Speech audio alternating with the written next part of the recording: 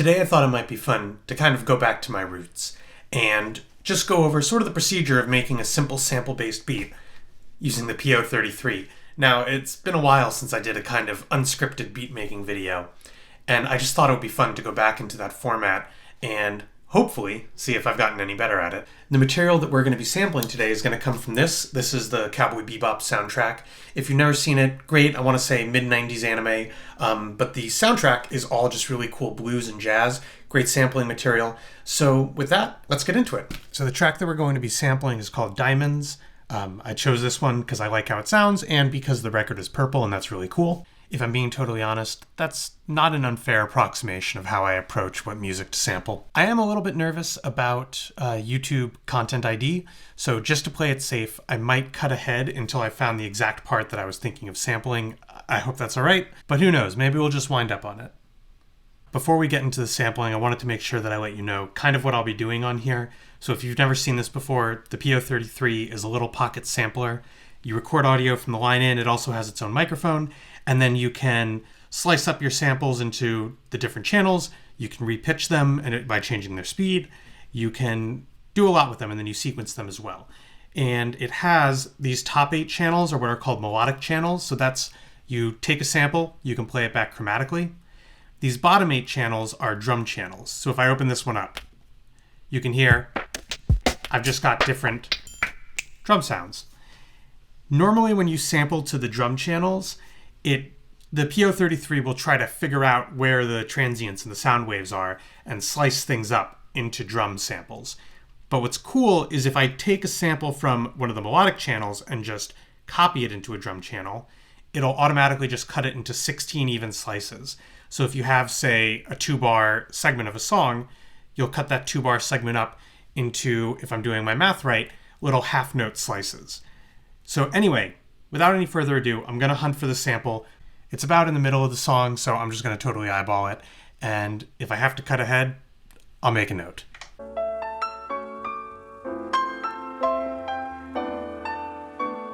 Twinkling like a melody in the twilight, ever clear maiden. All right, so we've got our sample. Here it is. Twinkling like a melody in the twilight.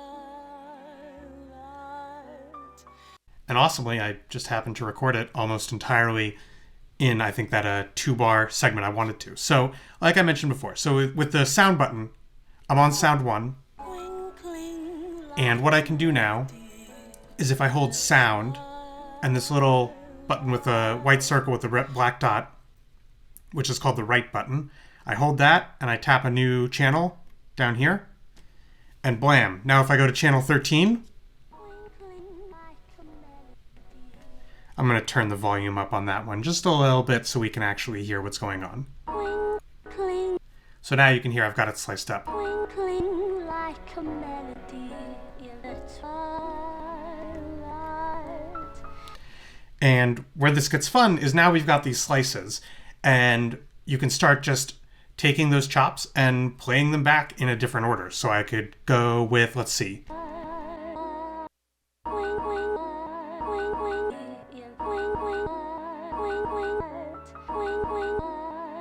Stuff like that. So we've got this. Now there's a couple different ways that I could record and build a pattern. I'm going to do it in maybe a little bit of an unusual way for me, which is that I'm going to record it in live. Now, as far as I know, the PO-33 doesn't have a metronome. So instead, I'm going to add in some drum sounds from this drum set.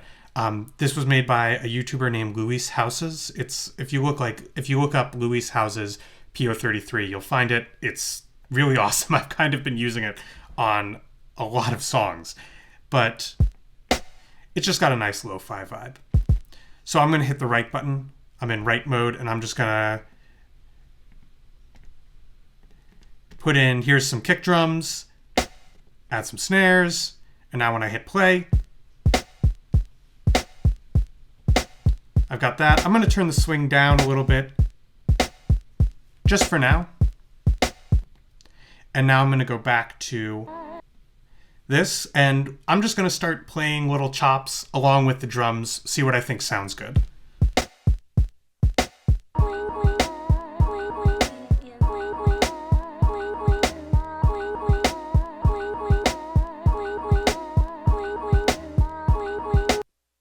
All right. I actually really dig that. So let's record it. So if I remember correctly, to live record, I'm going to get it playing, and then I'll hold the right button and start playing in the keys that I want to live record.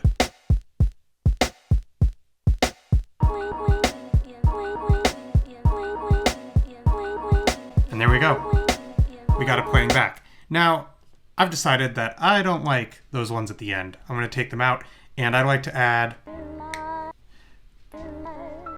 those two. So I'm going to hit that, and now if I play it back,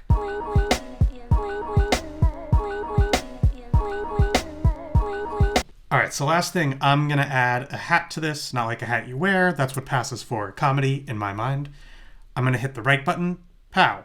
And I've got this hi-hat sound that I selected here in channel 10. I hit right. I'm going to go a little wild, add it on every step. Now, if I hit play right now, it's going to be a little too, I guess I'd say straight ahead. Looks like I accidentally changed the tempo. Whoops.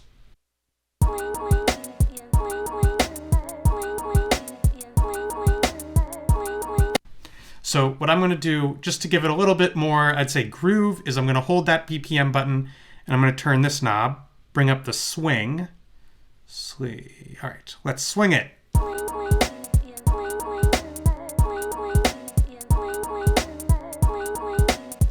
Now, other things that I like to do with my beats, if you've watched this channel, you've probably seen a lot of these, is I like to have the beat start without the drums, usually just with the sample, then bring in, I would say, something like the kick and snare, and then the hat, and have it sit with the hat. The exact operation of putting that together is going to vary based on the device you're using, but on this pocket operator, what I'm going to do is I'm going to just copy this pattern and make 3 versions of it. I'm going to hold the pattern button as this little grid, hold right, tap 2, boom, I've copied it. I'm going to do that one more time into pattern 3. Now, what I'm going to do is I'm going to first go into, not sound 1, pattern 1, and I'm going to take out all of the drums. Goodbye, drums. And next I'm going to go into pattern 2, and I'm going to just take out the hi-hat. And the last thing I'm going to do is what's called pattern chaining.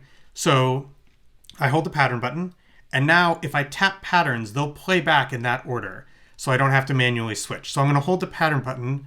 I'm going to play pattern 1 twice, pattern 2 twice, and then pattern 3 several times.